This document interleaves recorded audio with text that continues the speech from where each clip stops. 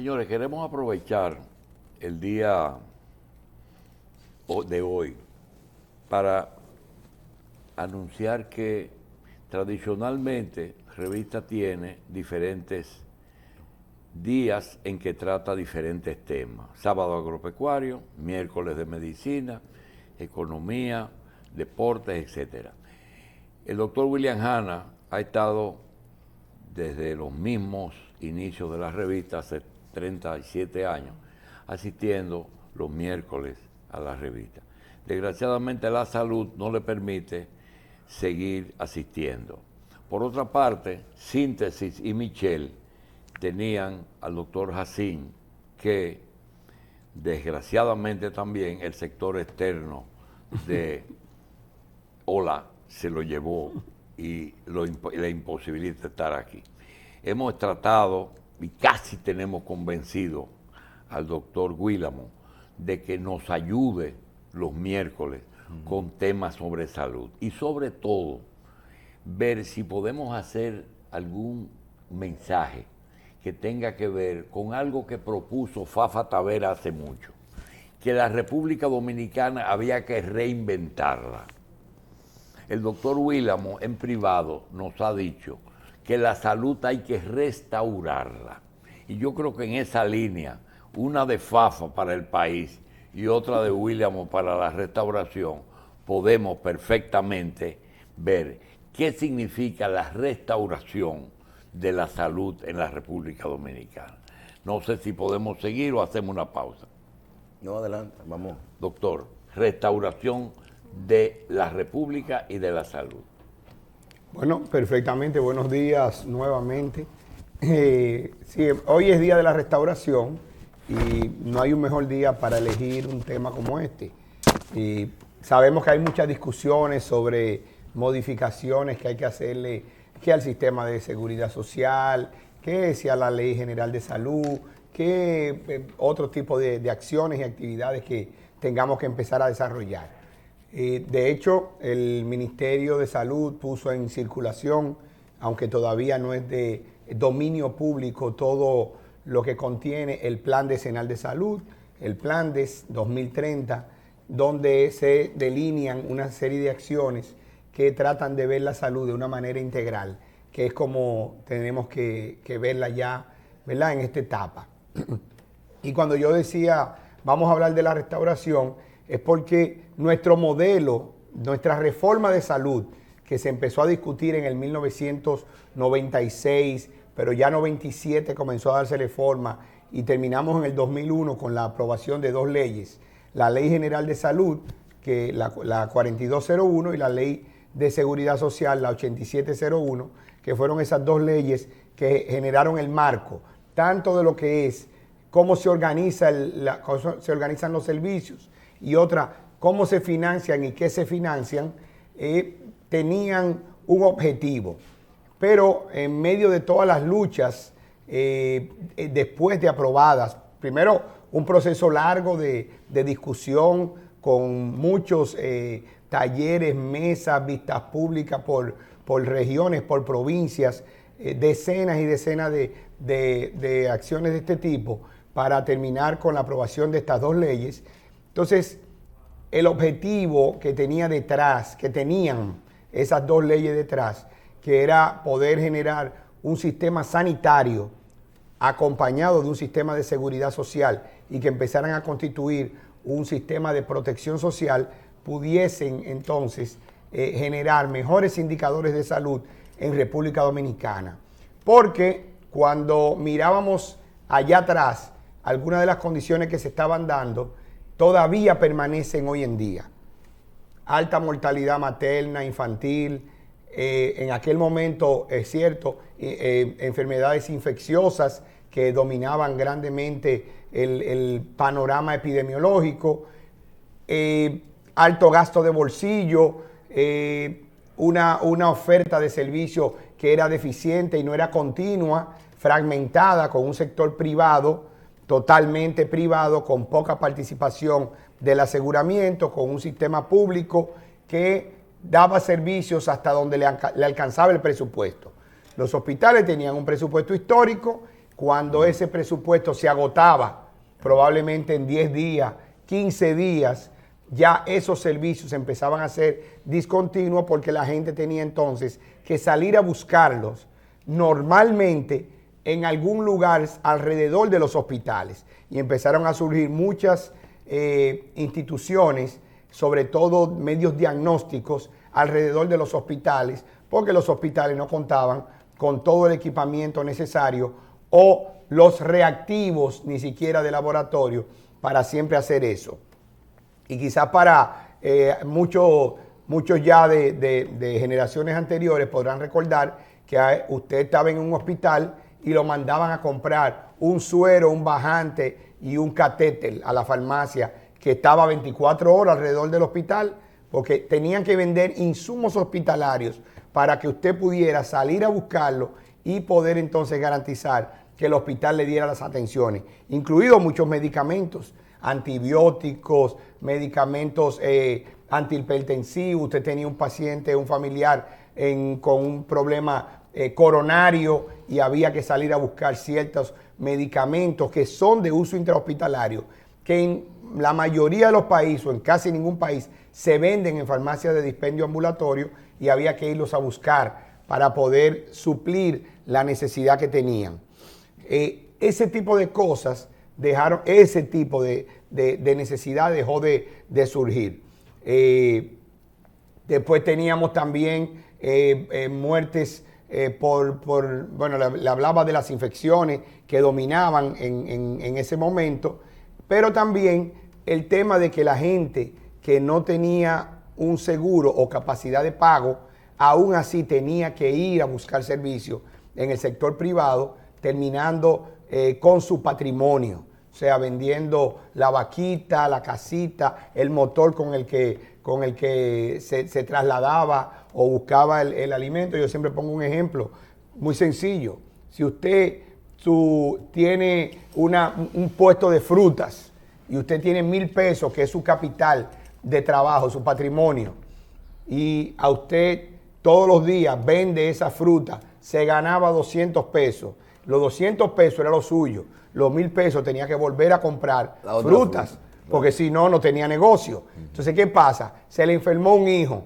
Salía la persona de Villamella para el Robert Reed, la Angelita, ¿verdad? Como le decíamos. Y ahí entonces venía en un taxi, una carrera, que yo tiempo ni siquiera se le llamaban taxi. En una carrera. Llegaba al hospital, ya ahí había gastado 25, 50, 100, dependiendo. Le indicaban unas cosas y terminaba gastando los 1,000 pesos. Al otro día, usted no tenía negocio, por lo tanto, usted había destruido todo un negocio.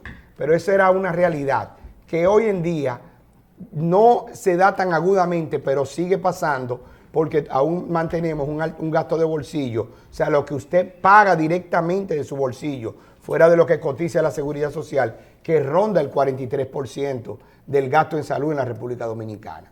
Entonces, si nos miramos ahí y miramos lo próximo, que son los indicadores de salud, Michelle, entonces no hemos tenido todos los avances que hemos querido y hemos seguido por muchos años discutiendo, teniendo seguridad social, teniendo cobertura de la seguridad social. Sí, es cierto, hace apenas 3 años, menos de 3 años, que tenemos cobertura universal con el 98%, porque de eso adolecieron los gobiernos desde el 2000 hasta el 2020, de que no se atrevieron a universalizar la cobertura. La aprobación de la ley le dio al país 10 años para completar todo lo que era creación de instituciones, universalización de la cobertura, establecimiento de todos los tipos de reglamentos y normas que fueran necesarios para que el sistema funcionara. Pero en esos primeros años lo que dominó fueron los intereses de los grupos que participaban. Una pausa, doctor. Estos 10 años que le dio la seguridad, sabiendo por experiencia de otros países que en el lapso del inicio de ese sistema se iba a necesitar algún tipo de modificación. Esas modificaciones se previeron ¿O fue necesaria una modificación de la ley? Porque la ley mismo dijo, tiene 10 años para hacer esto, aquello y lo otro. ¿O hay que hacer la modificación como quiera? No era necesario hacer la modificación. ¿Se previó eso? No, tampoco la ley prevía ningún tipo de modificación posterior a eso. ¿Y qué era lo que, en esos 10 años, qué era lo que No, tenía? recuérdese que teníamos un seguro social, teníamos una cantidad de empresas privadas de seguro igual a las médicas que tenían que hacer grandes transformaciones. No contábamos con AFP, teníamos que crear las AFP, las instituciones todavía aún se crearon, las diferentes superintendencias, la tesorería y la seguridad social necesitaba desarrollar sistemas. Es decir, cuando Salud Pública absorbe todo el sistema de la Caja Dominicana de Seguros Sociales, estaba dentro de esos 10 años. Claro que sí. Bueno, no la absorción. Ahí, eso es importante. Lo que estaba previsto era que usted le llama la caja del seguro porque es como la gente que se fundó. No, y como la gente identifica que no eran los hospitales del seguro, no, sino la institución completa, el IDSS. El IDSS tenía que transformarse en una empresa administradora de riesgo y prestadora de servicios de salud. ¿Qué hizo el IDSS? Y lo hizo de la mano del doctor William Hanna, que era, cuando se aprobó la ley, el director del Instituto Dominicano ¿Y era de Seguro privada Social. o estatal? Bueno, era estatal con una participación mixta desde el punto de vista del financiamiento y el tripartismo que participaba en el consejo del Pero lo IDSS. que fue SENASA después, como administradora de riesgo, una ARS que tenía subsidio estatal, contributivo privado. Aquello iba a ser lo mismo desde el punto de vista en prestador de servicios. Bueno, ahí voy. El IDSS iba a ser una administradora de riesgo de salud, pero que tenía la potestad de manejarse eminentemente con el sector privado. Porque recuerde que las personas que se afiliaban al IDSS eran trabajadores privados. No existía afiliación del sector público. Excepto mucho más atrás, la gente del CEA, de los ingenios. Excepto esos grupos, que por eso los hospitales del Seguro Social quedaron mucho fuera del lugar, del radio de acción de la masificación, porque estaban muy cerca de los ingenios. Montellano en Puerto Plata, en Barahona, Batey 5, en CAEI, o sea, los hospitales estaban más cerca de donde estaban los ingenios, donde estaban las grandes industrias cañeras, excepto los hospitales del seguro que estaban en La Romana, en el pueblo, Capital y Santiago. Doctor, cuando usted nos analizó las leyes que se crearon, lo que pasó en este tiempo, cuando usted habla de restaurar y con lo que está ocurriendo ahora, ok, ya tenemos universal casi un 98%, que tendremos que ver esto ahora con el nuevo censo y la cantidad de los seguros, pero tenemos la universalización de la salud. Cuando usted habla de restaurar, ¿qué sigue?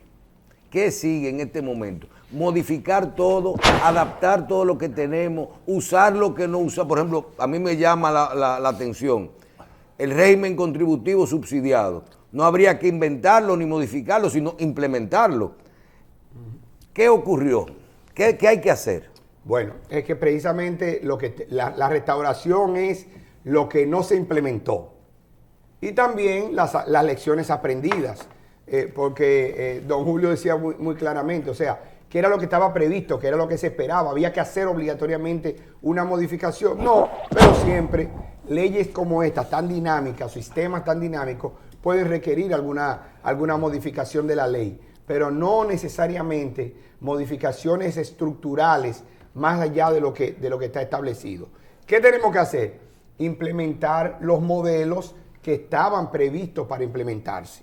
Entre ellos, ¿cuál es el modelo de atención que nosotros debemos instaurar para poder dar garantía del cumplimiento de las metas que se prevé en el sistema? ¿Y el modelo de atención, hasta dónde se ha logrado? No, ha continuado siendo un modelo muy fragmentado, muy atomizado, muy sustentado en la medicina especializada. ¿Y no está bien establecido los 3 niveles? están bien definidos, Pero no establecido. pero no establecidos. Entonces, ¿por qué? Porque las clínicas y los hospitales especializados te dan servicio de todos los niveles de atención. O sea, no servicio, y aquí no me refiero a atención primaria para separarlo de nivel de atención, sino que no te dan servicio de todos los niveles de atención. Medicina básica, medicina de segundo nivel y medicina especializada. Y de hecho, usted se da cuenta que la mayoría de las inversiones en salud en el sector privado y aún en el público durante todos estos años ha sido fuertemente invertida en la red de tercer nivel, la medicina muy especializada. Y las tres quejas, es decir, ya el sistema tiene más de 10 años. Hay algunas cosas que tú la vives y la entiendes. Por ejemplo, nosotros entendemos, y ya lo hemos hablado, el tema de las tarifas que se resuelven con los copagos, ya, o se deben resolver, pero uno no tiene un país desarrollado. Ahora, cuando tú hablas de niveles, tú dices, atención primaria. Lo primero es que todavía hoy no se tienen los suficientes centros abiertos y funcionando. Segundo, el rol de la clínica privada. Yo te confieso que yo no lo veo muy claro, de la clínica privada. Pero cuando veo el hospital del Estado sirviendo como prestador de servicio a las ARS, tampoco los veo muy claros.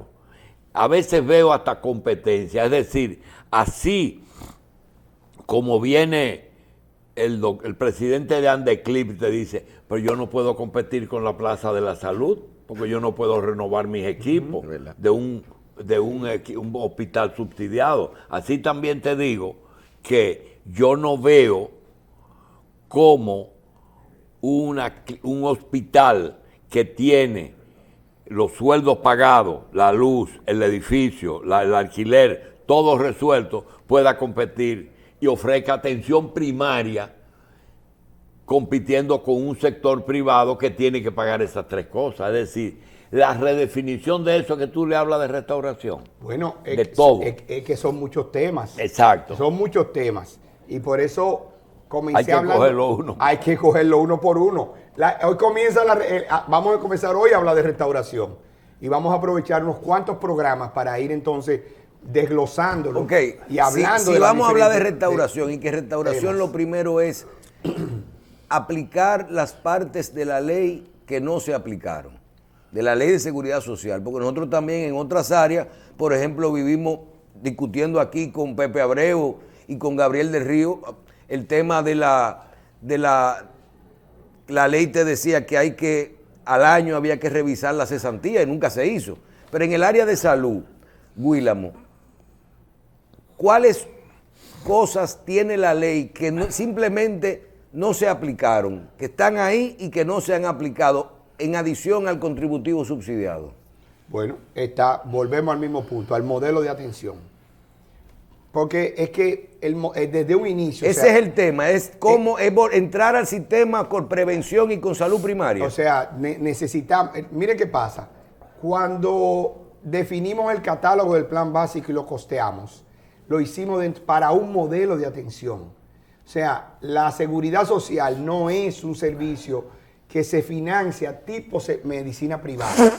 Por lo tanto, no estaba sustentado primero en copago, porque don Julio decía, el problema de la tarifa lo resolvemos con los copagos. Los copagos son los que tienen el gran gasto de bolsillo, porque hoy en día tenemos que las consultas, lo que pagan las ARS, es prácticamente lo que sería el copago. Sí, pero por otro lado, tú tienes que un paciente, que un centro que prestador no te puede cubrir toda una enfermedad con la tarifa, los gastos que tiene, ni siquiera tarifa, con los gastos que tiene y con lo que paga una ARS para ser rentable. Volvemos al punto, doctor. Lo que No pasa quiero agobiarte, porque te estoy mencionando todos, como me dijiste, todos los problemas juntos, pero lo estoy diciendo porque en este momento, doctor Guílamo, usted tiene que aquí hay un diputado que está pidiendo y ha conseguido que si se postula presidente hoy es el presidente de la República. Es la suerte que no se ha postulado, que está pidiendo que devuelvan los fondos de pensiones, de la parte cosa. Y otro que está pidiendo que toda la atención primaria la ofrezca el Estado. Es decir, en hospitales públicos. Entonces, cuando tú tienes esas dos discusiones, eso no es restauración. No, pero claro que no. Pero es que ese es el pensar político. El pensar político, pero, de manera que yo pueda generar. Sí, pero eso vamos a decir que eso es modificar. modificación, William. Eso ya son las cosas que hay que modificarle. Pero cuando tú te hablas, por ejemplo, del copago, vámonos a salud primaria, vamos a cambiar el modelo de atención. Usted menciona, por ejemplo, bueno, el mismo copago, usted dio una cifra. Yo voy a una consulta y ese numerito está ahí. ¿Cuánto me cubre el seguro? 500 pesos. ¿Y cuánto es la diferencia? El copago, 2.000. Entonces tú dices, pero esto no es un 20%, esto es un 20% que me están cubriendo. Un 20% que me están cubriendo. Sin embargo, cuando voy al laboratorio con mi seguro contributivo, o cuando voy a un centro de imágenes, o cuando voy a un proceso de internamiento, una emergencia, una cirugía, si yo veo que si lo que a mí me han recetado o mandado a hacer está dentro del plan básico de salud, si yo veo que me dicen en el laboratorio, los análisis son 3,000 y pico de pesos, deme 500, al revés. O deme 400 pesos, o deme 600 pesos. ¿Por qué hay esa distorsión? Vamos hablando de seguro contributivo.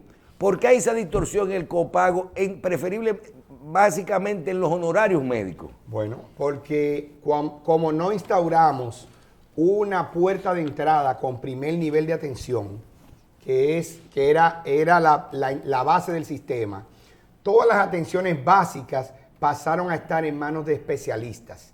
Y el especialista, vamos a estar claros, una consulta de un especialista no debe costar 500 pesos. No debe costar 500 pesos. El problema está en que 20 millones de consultas no pueden costar 2.500 pesos. Muy bien, pero porque no hay mecanismo para financiarlo con los recaudos de la Seguridad Social. Volvemos al tema original. Vamos a usar el espacio de hoy para, como es restaurar la salud y la restauración, vamos a hacer una agenda. Porque mire, cada tema a tratar se puede coger, no solamente un programa, sino varios. Pero usted tiene los actores de la seguridad social. El paciente, el usuario, que son, el que paga los cuartos es usuario, pero el que usa el sistema puede ser. El que ve al médico es el paciente. Entonces, el cliente y el paciente. Tú tienes el prestador, el administrador de riesgo, y hay una otra que es el de la superintendencia de salud. La que era de accidente de trabajo. Sí, el riesgo laboral. El ARL. El IDOPRIM. Entonces, tú tienes el que con la CISARRIL, ¿verdad?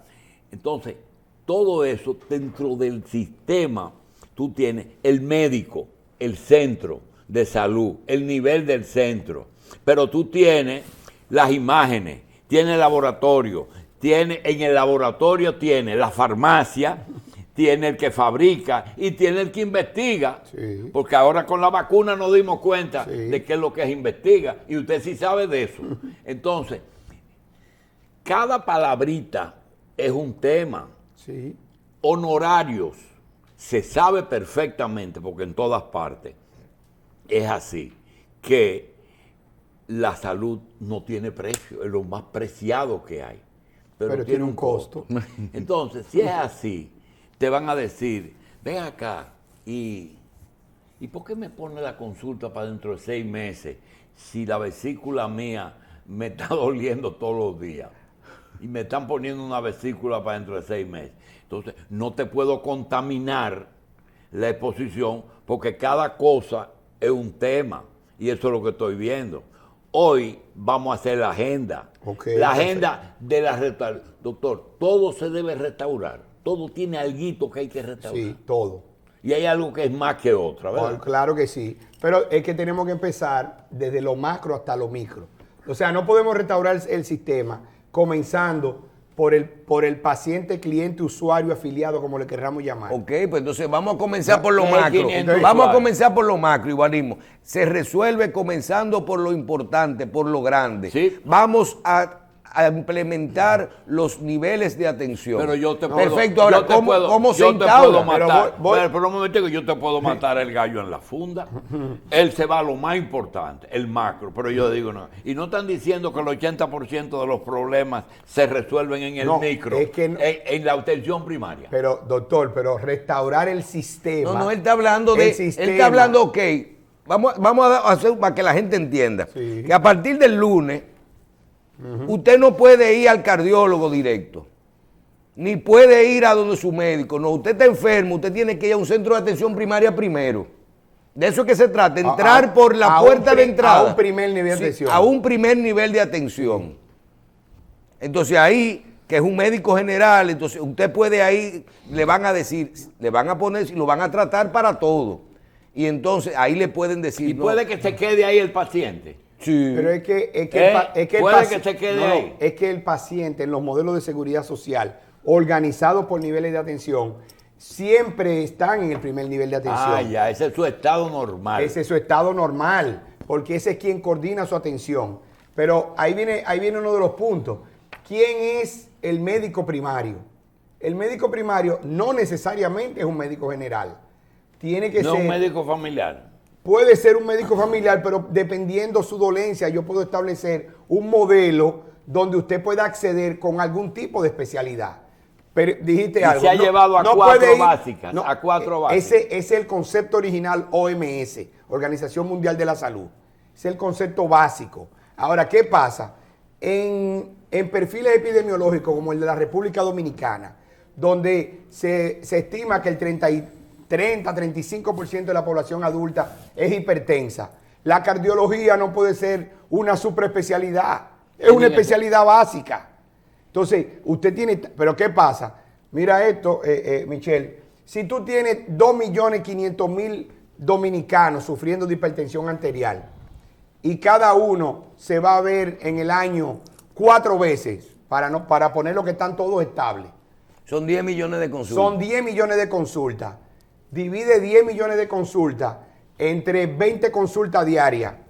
A ver cuántos médicos tú necesitarías cardiólogo si todo el mundo fuera un cardiólogo a verse por hipertensión. Entonces, ¿qué es lo que tienen que entender los mismos especialistas? Los cardiólogos no deben dedicarse a simplemente tomar presión arterial y hacer un electro. El electro, porque por eso pierden tiempo y necesitan cobrar más. Tú sabes lo que es cuando se le enredan todos esos cables y tienen que durar 2 horas y afectándole el pecho 10 a millones, un paciente. 10 millones de consultas en 300 días, no 300. Exacto, son 34.000 consultas en un día. Ahora divídalo entre 20. 20 que cardiólogo. Entre 20 consultas diarias. 1.666 cardiólogos. Necesitaría 1.666 cardiólogos a tiempo completo. Que den 20 consultas. Que den 20 consultas cada uno. O sea, ¿qué pasa? En cardiólogo. En cardiología. ¿Me está entendiendo? Entonces, ese modelo no es eficiente ni siquiera para los cardiólogos. Porque ¿cómo lo financiamos? Esas 10 millones de consultas ya se llevaron gran parte del presupuesto, más todo lo que conlleva alrededor.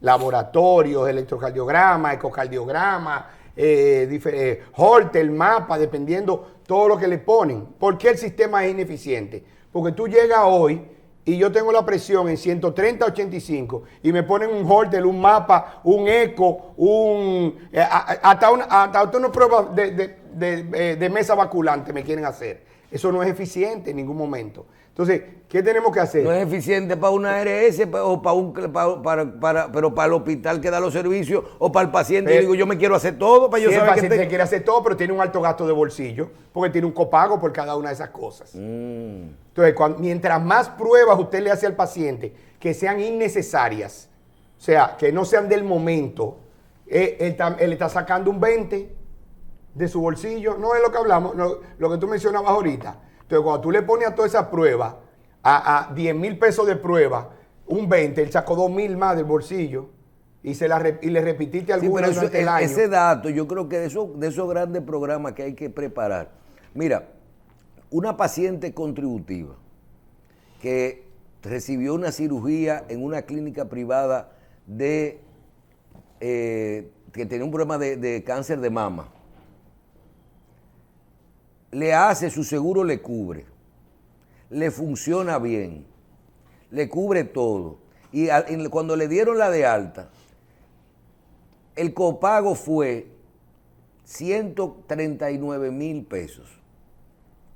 ¿Tú sabes cuánto corresponde el copago? 139. A lo mejor el proceso costó 800,000, 600,000, 500,000. O sea, le cubrió, tenía que pagar 139.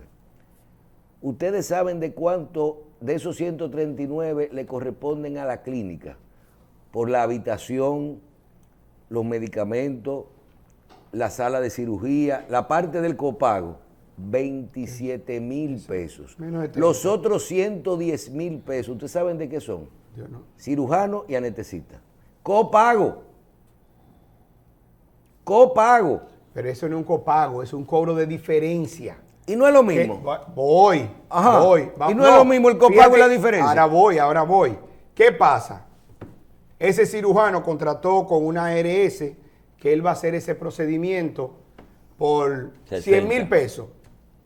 De los 100,000 pesos, la ARS le va a cubrir un 90 y él va a cobrar un 10. O sea, nada más va a cobrar 10,000 pesos. De copago. De copago. Y él cobra entonces... Ahora él le dice, mira, lo que tu ARS me paga no es suficiente.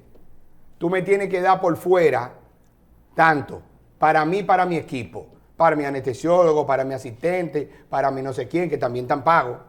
Entonces, eso por eso... Y una ARS no puede excluir a un médico que cobre una diferencia por encima del copago. Sí, lo puede excluir. Lo hace. Lo puede excluir. Y se hace en ocasiones. Porque él está violando el acuerdo. Está violando el contrato. No el acuerdo, el contrato firmado. El contrato. Cuando él entró a ser parte de esa, a poder brindar los servicios a los afiliados de esa ARS, él le dice, sí, yo voy a dar esa consulta. Y acepto ese tarifario. Con ese tarifario, claro. Y solamente voy a cobrar ese copago, no voy a cobrar una diferencia. Pero te lo voy a poner de otra manera, Michelle. Nadie debería pagar 139,000 pesos de copago, ni de diferencia. ¿Por qué? Porque la ley, las normativas de la superintendencia de la CISALRIL dicen que si es un proceso quirúrgico, el copago es de un 10%, pero con un tope de un salario mínimo. Es decir, que el copago mayor de 20,000 pesos, 16,000 y pico de pesos. O sea, que tiene un tope de un salario mínimo, o en una hospitalización, 2 salarios mínimos en un alto costo.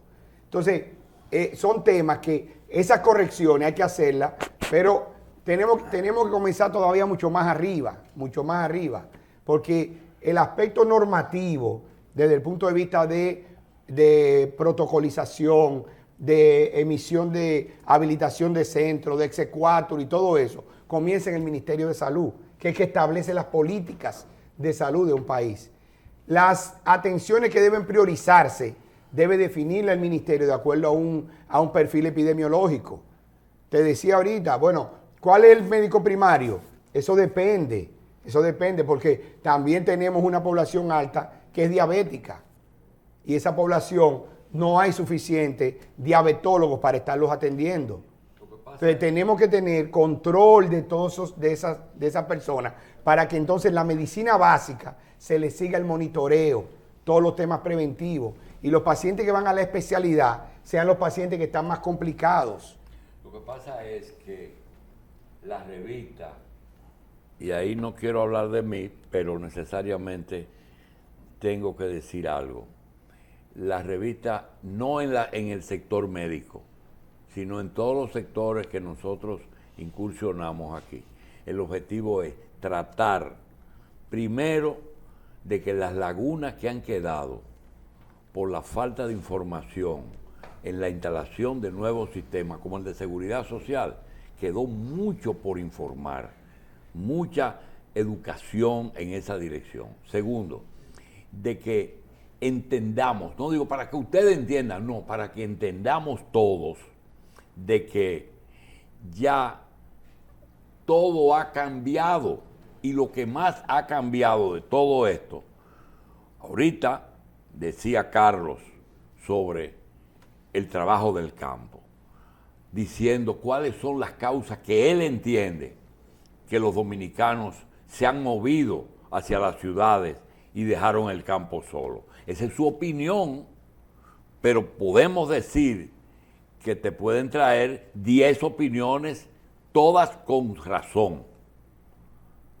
Y en el caso de la medicina son cientos de razones. Primero, ya no hay atención personal, ya eso no es que la seguridad social cambió todo, ese no es mi médico, eso se acabó.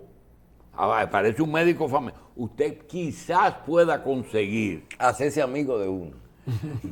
El poder coincidir 2 veces o 3 con un médico familiar si es que usted entiende que el centro de atención primaria es su primera opción.